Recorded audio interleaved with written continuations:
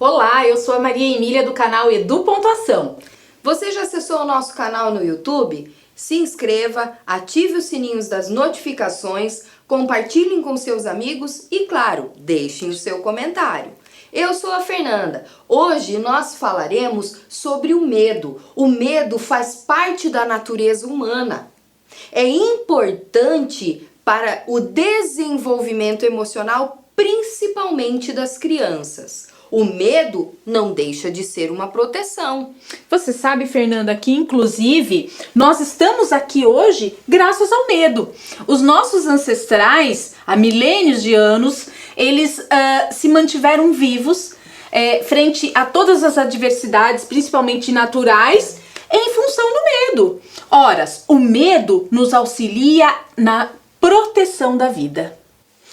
Por isso ele não deixa de ser uma proteção. Eu não me exponho ao perigo por eu sentir esse medo. Que bom que nós sentimos medo. Só que o medo deve ser um sentimento natural, que ajuda as pessoas a se manterem seguras. Porém, aquele medo anormal, aquela coisa exagerada, não é saudável, é patológico e precisa ser tratado. Nós temos que cuidar porque o medo está diretamente ligado com a ansiedade. A partir do momento que se torna uma ansiedade excessiva, exagerada, consequentemente se torna uma patologia e precisa ser tratada. Ser investigada e tratada.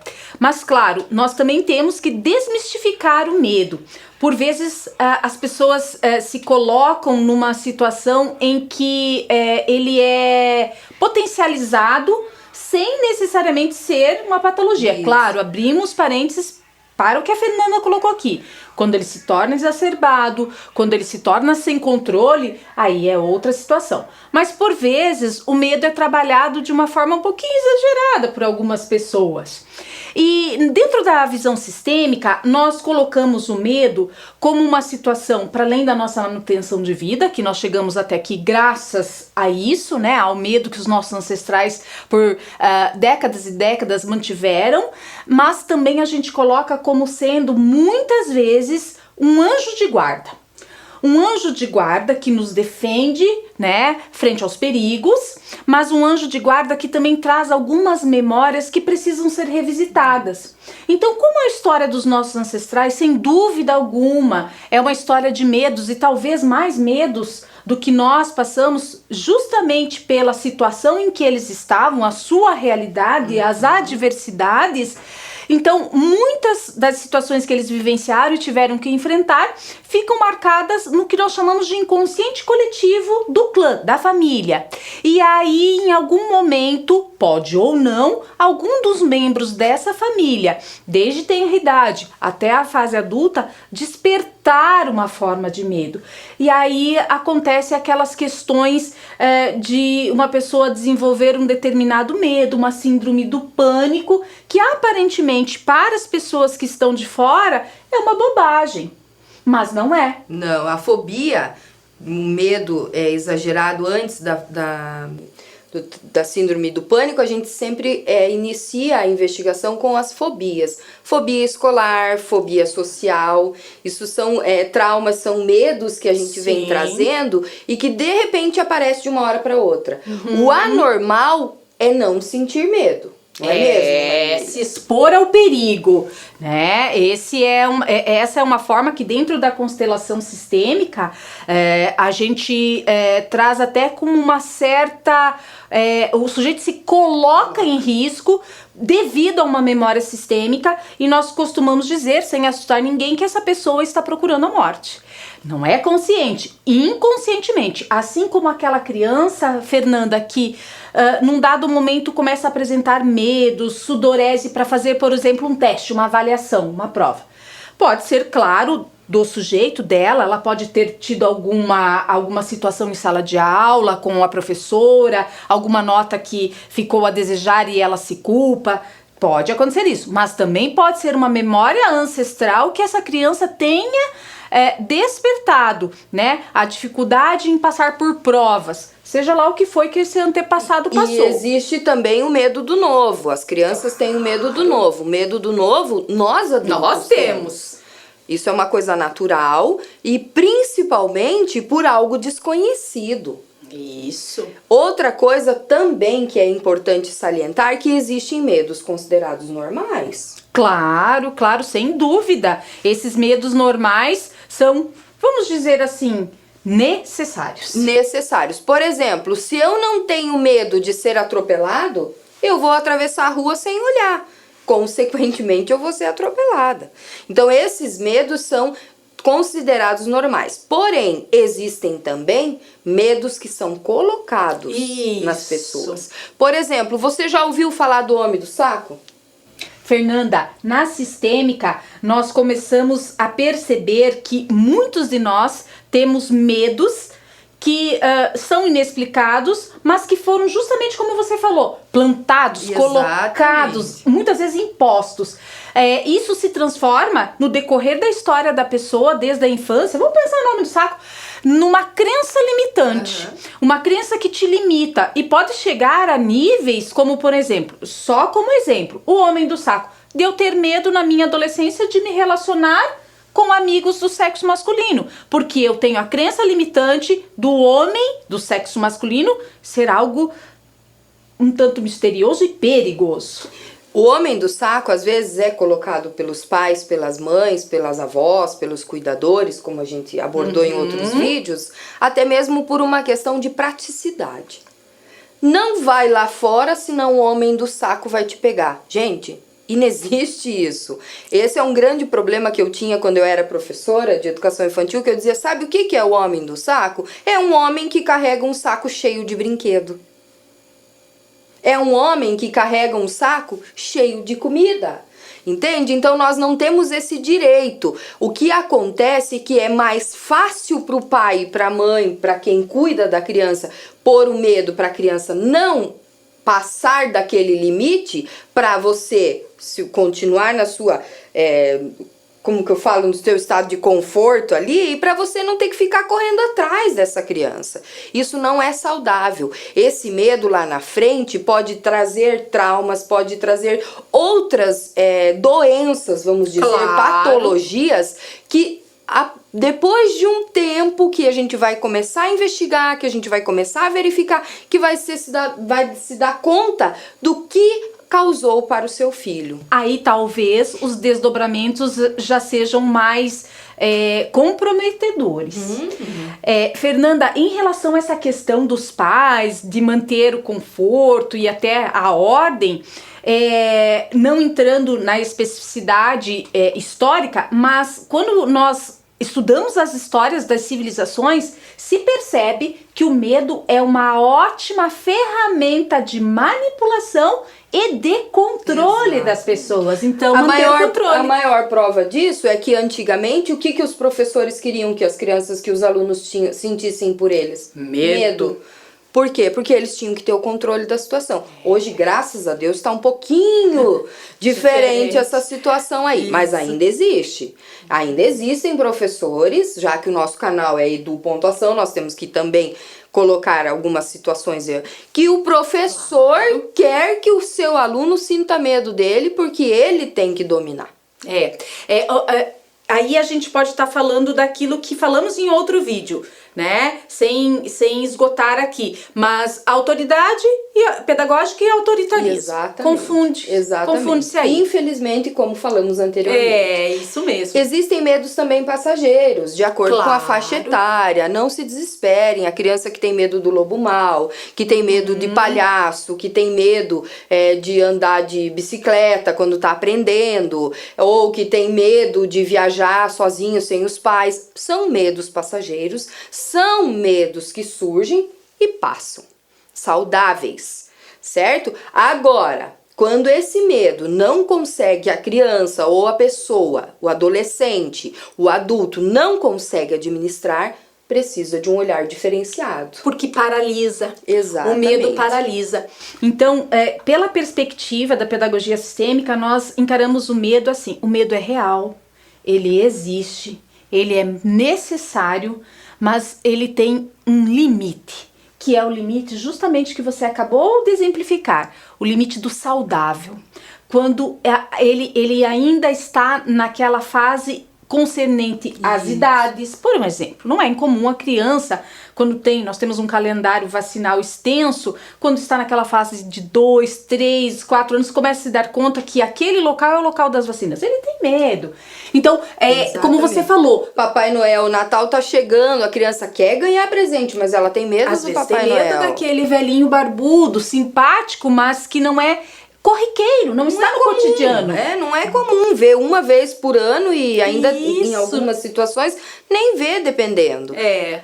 Então, é nesse sentido que na pedagogia sistêmica nós colocamos o acolhimento ao medo. A escola, a equipe pedagógica, os professores não devem potencializar o medo, mas também não podem negligenciá-lo. A criança, quando ela aponta algum tipo de medo e que a professora, a equipe percebe, pode e deve, pela ótica da pedagogia sistêmica, abraçar, acolher essa criança e o seu medo, justamente na tentativa de localizar como ele está, em que medida, quando se iniciou e gerar um clima propício de paz, acalmar essa criança. Às vezes um simples abraço do pai e da mãe já tira 50% professor. do medo. Um abraço do professor. Agora, muitos dizem, é frescura. Nossa, aquele ali tem medo de tudo. Gente, não façam isso. Não negligenciem. Não façam isso, porque isso não é legal. O primeiro passo para ver se o medo está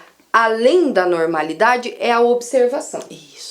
Quando a criança muda o comportamento, tristeza, apatia, isolamento, você já percebe que essa criança não está bem. Ou se a criança está comendo demais, está comendo menos, está dormindo muito, não quer brincar, não quer fazer as atividades que fazia anteriormente com maior prazer. Então isso a gente precisa estar em alerta, tanto nós enquanto pais, mães e pais, e também a escola. Porque a partir do momento que a criança começa a frequentar a escola, com certeza o professor conhece o seu aluno. E outra coisa, falando sobre o medo, é muito natural também que se espalhe determinadas situações de medo, como se fosse quase viral, né? Um coleguinha chega, conta pro outro e tal. Então, quer dizer, aí a professora observa, percebe que há um burburinho, que há um medo, vamos dizer, entre aspas, coletivo. Sabe que isso é um medo natural, as novidades que são contadas. Eu descobri que vampiro, a história a loira do banheiro, que é bem comum em escola. Então isso tá tudo certo. Agora, ficar atento para esses sinais que você apontou, Fernanda, é primordial para as famílias e para a escola. Nós estamos vivendo um período, né, à parte, a não ser quem tenha mais de 100 anos passou pela situação que estamos vivenciando hoje com a gripe espanhola, né? E talvez se passou muito pequenininho, porque foi em 1918, nem lembra, 1920. Nós estamos passando por um período aonde o medo é algo que está aflorado. E em dada medida, sabemos que tem pessoas que são mais prudentes, outras menos, umas têm mais cautela, outras menos, uns mais medos e outros não. Mas ainda assim, sabemos que nós temos medo do desconhecido, exatamente, como você colocou, o novo. E esse vírus que está em circulação é novo, está sobre o olhar dos cientistas, descobertas, inclusive descoberta de medicamentos, exatamente, e vacinas.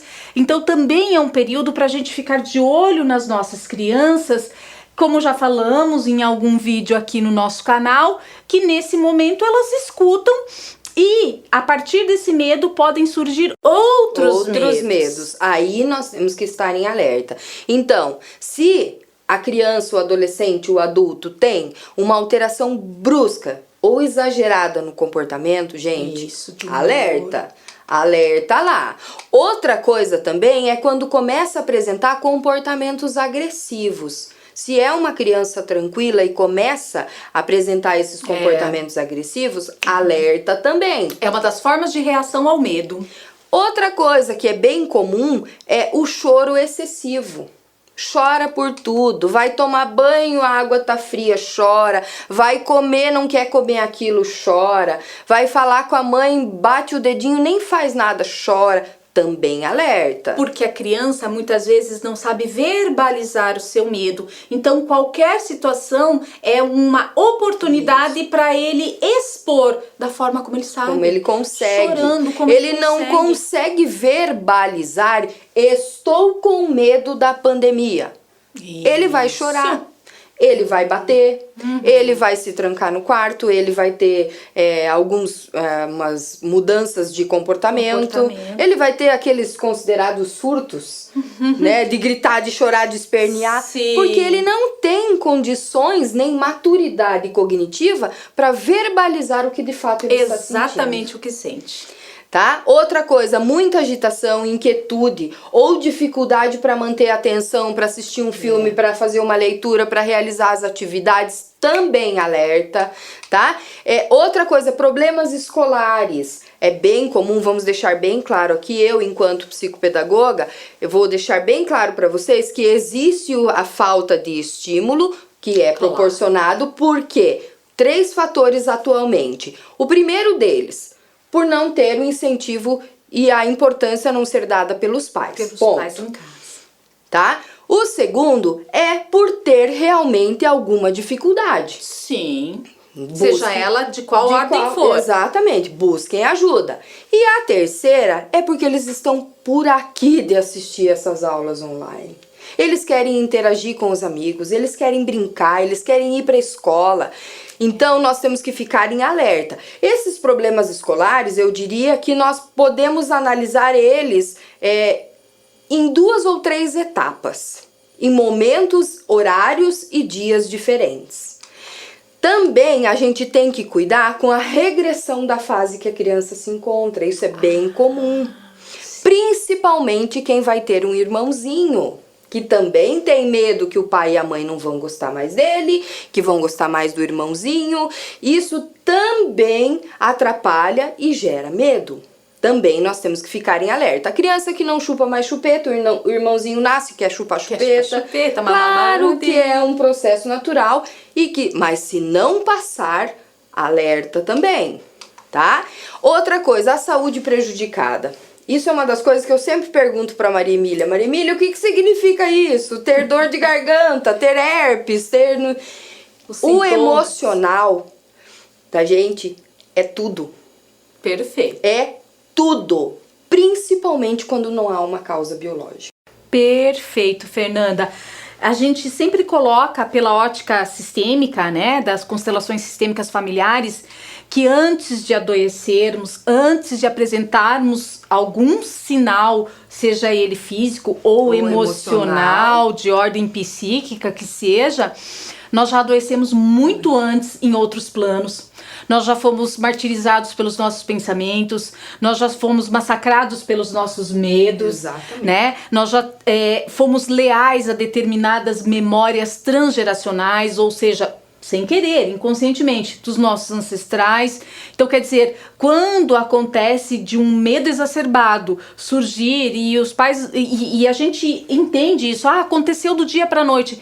É porque aparentemente é do dia para a noite. Mas antes disso, muitas coisas já aconteceram. Isso. Por isso é importante, como você bem salientou, Fernanda, estar sempre atento, observando os nossos pequenos, os nossos adolescentes, os nossos jovens e fazendo a auto-observação. Isso mesmo. Porque muitas vezes os pais é que estão adoecidos de medo. Ou que estão inconscientemente, por excesso de amor, de cuidado, de proteção, estão adoecendo os seus filhos. Isso, jogando as suas cargas e muitas vezes passando os seus medos e traumas para essas crianças, de forma verbal, nas suas ações, ou até mesmo em pensamentos, porque as crianças, elas sentem, e dentro da ordem sistêmica, nós somos sempre muito leais aos nossos pais, aos nossos ancestrais, porque os amamos muito. Então, uma criança, quando ela vê a sua mãe, o seu pai triste, aborrecido, adoecido, ela